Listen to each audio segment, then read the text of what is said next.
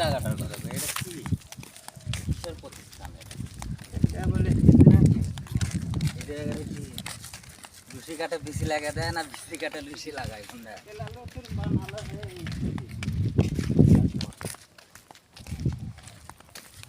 বাংলাদেশের যায়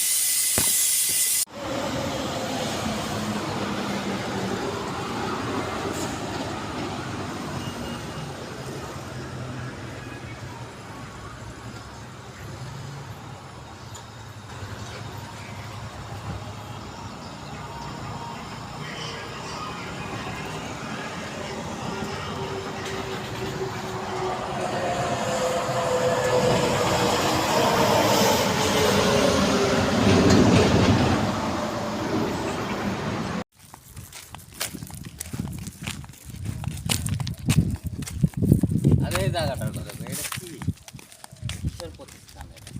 এটা বলে এই জায়গায় কি লুসি কাঠে বেশি লাগা দেয় না বিসি কাঠে লুসি লাগায় কোনটা?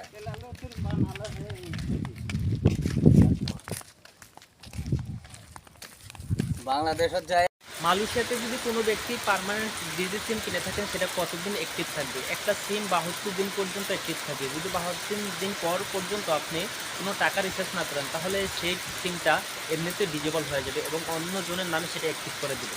তাই কেউ যদি সিম চালান না জানেন, নতুন এসেছেন, কেউ যদি পার্মানেন্ট সিম নেন তাহলে অবশ্যই 72 দিনের মধ্যে টাকা রিচার্জ